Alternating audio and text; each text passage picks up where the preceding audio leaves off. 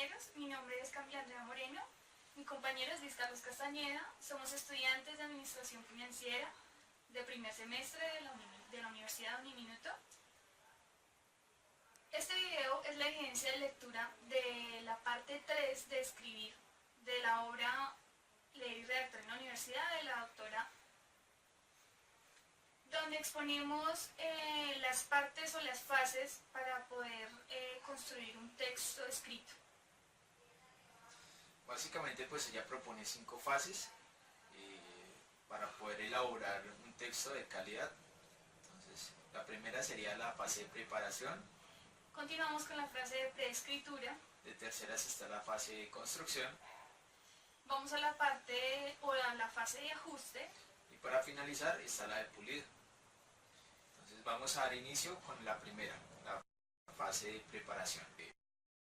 La autora lo compara como cuando uno va a hacer un trabajo de campo, cuando uno va de pronto a salir a un paseo, pues como tal proyectarse o saber cómo llegar o conocer muy bien el tema para poder dar continuidad con el proceso. La idea es resolver 4 incógnitas antes de continuar o para iniciar el proceso de preparación. El primer interrogante es ¿qué aclarar con mi tutor?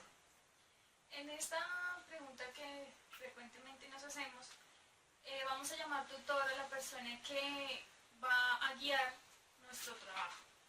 Este tutor, aunque ellos estén muy ocupados con sus labores diarias, siempre que un estudiante muestre interés por este dicho trabajo, ese profesor o ese tutor nos va a ayudar con seguridad a esa persona.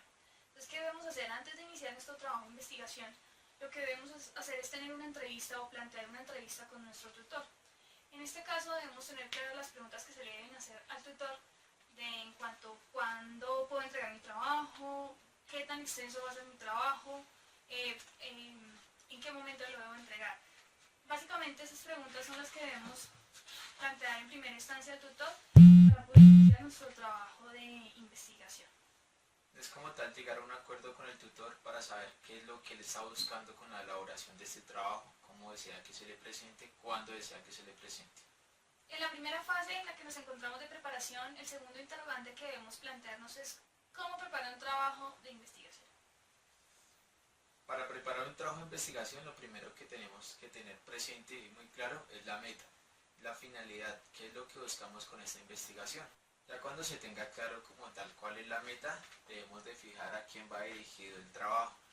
No siempre es fácil o no escribir para muchos, escribir para nadie, dice el libro.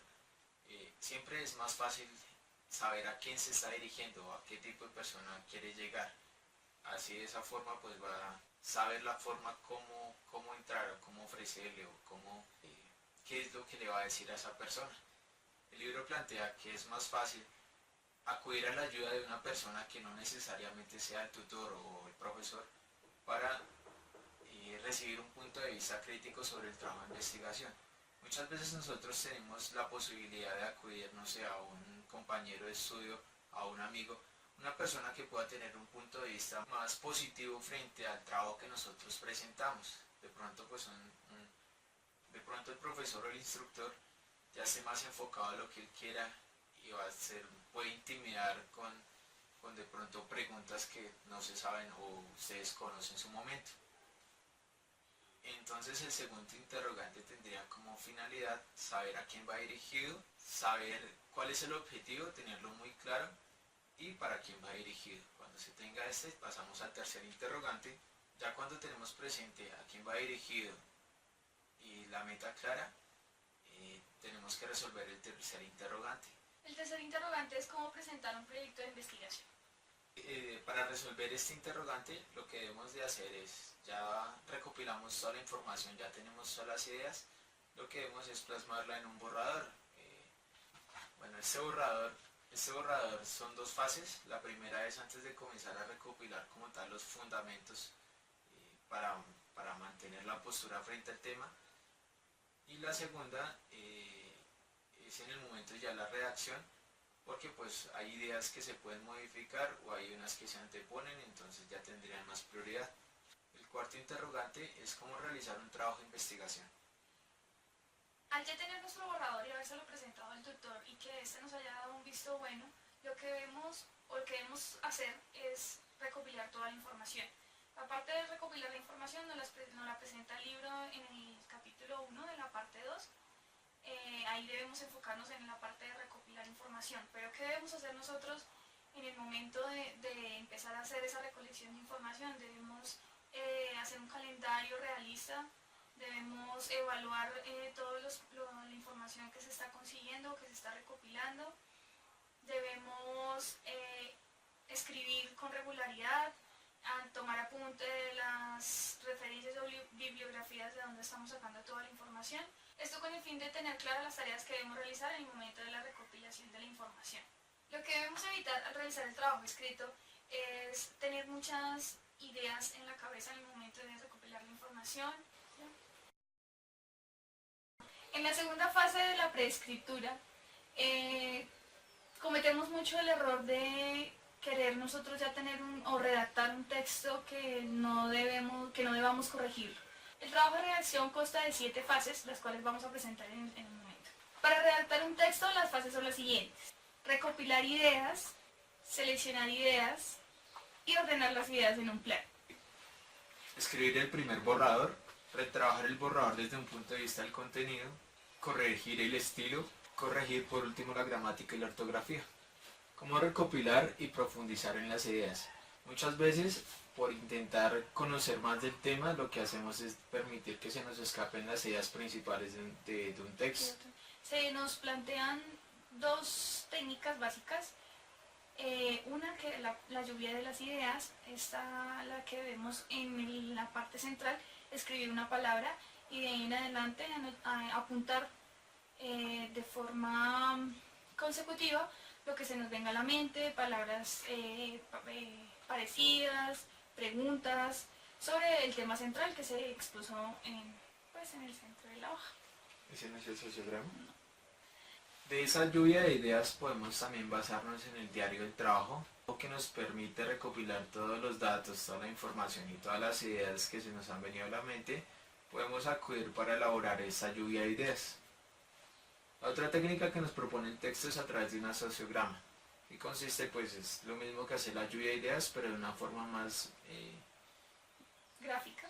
Hacerlo de una forma más gráfica, que en solo una hoja podamos encontrar el sinnúmero de ideas que ya hayamos tenido presentes para continuar con el proceso de investigación. La lluvia de ideas y el sociograma trabajan de modo asociativo. Hemos visto que la memoria crea cadenas en las cuales las informaciones se enlazan las unas a las otras. Estos 2 ejercicios permiten desarrollar las cadenas, crear nuevas o formar nuevas relaciones con las que ya existen. ¿Cómo seleccionar ideas y organizarlas? Lo primero que tenemos que hacer es mirar qué es lo que nos sirve. Lo primero que tenemos que hacer es preguntarnos qué es lo que queremos guardar de la lluvia de ideas o del sociograma, qué nos sirve para el trabajo de investigación. Lo que no nos sirve, la idea es tacharlo y eliminarlo de esa lista. También tener presente qué es lo que tenemos como idea principal y qué es lo que tenemos como idea secundaria, para darle más relevancia a lo principal. ¿Cómo visualizar un plan? Es el siguiente punto. El texto nos propone dos formas o 2 esquemas para visualizar un plan. Pero antes, la importancia. Para visualizar un plan a través de un esquema, la idea es que se nos facilite ubicar los errores en una forma gráfica. Permite como tal identificar los errores de una forma más rápida en un esquema. Como apoyo a los inconvenientes que podemos tener al realizar un sociograma o una lluvia de ideas, nos podemos basar en un mapa mental. Este mapa mental ya lo hemos trabajado en clases, entonces sabemos que es un tema central y se debe manejar con sus ideas principales, como hace las manecillas del reloj. ¿Cómo redactar su primer borrador? Si ya tenemos todas las ideas, ya hemos recopilado toda la información suficiente y ya creemos tener la información necesaria para iniciar el proceso, lo primero que hacemos es redactar un borrador. Tenga su plan a la vista, escriba las ideas claves y escriba rápido. Si no encuentra la palabra adecuada, escriba otra, la reemplazará más tarde. Si la frase le viene confusa, escríbala tal cual una vez en papel, no impedirá que las otras se expresen. No se preocupe de la gramática, estilo o puntuación, ni se preocupe del rigor o por comprobar si su razonamiento está bien construido. Escriba las citas, los ejemplos o las cifras aproximadamente tal como los recuerde. Haga callar a su criterio interior. Tenga en mente que se trata de un borrador que volverá a trabajar. Estas son las recomendaciones que nos dan a la hora de redactar un borrador. Pues la finalidad como tal del borrador es lograr capturar la idea principal o las ideas principales y las ideas secundarias. Una vez tenemos el borrador y ya tenemos las ideas, lo que procedemos es a la fase de construcción, es elaborar el texto.